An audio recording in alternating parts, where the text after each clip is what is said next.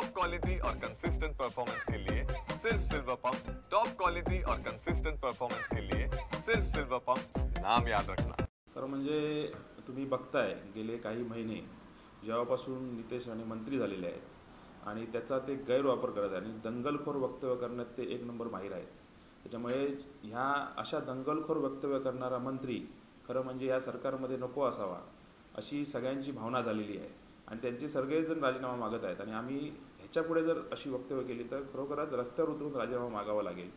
खरं म्हणजे तुम्ही बघत असाल गेले 2-3 महिने प्रत्येक विषयाशी बोलत राहून दंगलखोर वक्तव्य करून हिंदू मुस्लिम समाजामध्ये कसं काय भांडण लागेल, कसं काय ते रस्त्यावर होतील, तरुण मुलं कशी काय रस्त्यावर उतरून दंगल करतील, ह्या यांच्या भावना आहेत आणि त्यांच्या भावना भडकवण्याचं काम नितेश राणे सारखे मंत्री करत आहेत।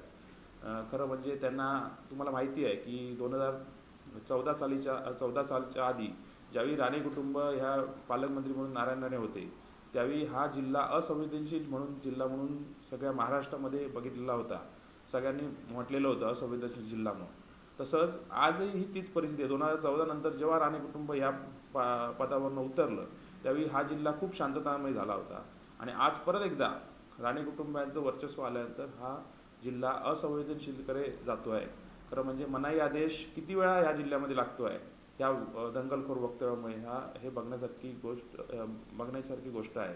आणि अशा तरुणांच्या हातात आज तरुणांना खरं म्हणजे इथल्या तरुणांना रोजगार देण्याचा प्रश्न आहे।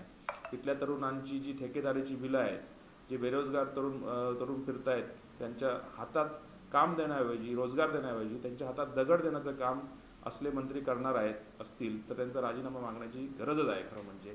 आणि तुम्ही बघत असाल की काही वर्षापूर्वी नितेश राणे मराठ्यांचे लीडर म्हणून जागोजागी फिरायचे आणि मराठ्यांचा लीड म्हणून आरक्षण मागायचे। आता ते आरक्षणातला पण बोलत नाही आहेत। खरं म्हणजे मत्साजोग जे संतोष देशमुख यांची जेव्हा हत्या झाली, निर्घुणपणे हत्या झाली आणि क्रूरपणे हत्या झाली, त्या क्रूर हत्येवरती एकही चकार न शब्द काढणारे नितेश राणे आज कशावरतीच बोलत नाहीत। म्हणजे त्या मराठा आरक्षणावर बोलत नाहीत किंवा संतोष देशमुखांची जी हत्या झाली त्याच्यावर सुद्धा ते बोललेले नाहीत।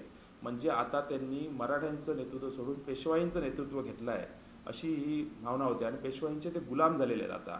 त्यामुळे ते सांगतील तसा इतिहास ते आता बोलत आहेत। आधीचा त्यांचा इतिहास वेगळा होता आणि आता ते इतिहास सांगतात तर वेगळा आहे।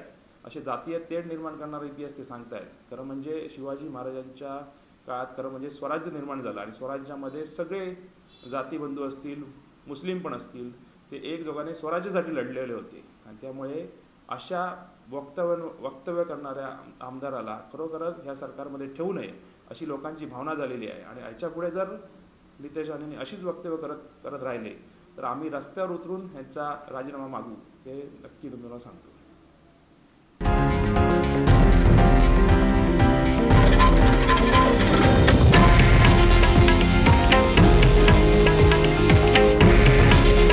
हे आहे देशातील नंबर 1 न्यूज नेटवर्क आणि आपण पाहत आहात TV9 मराठी।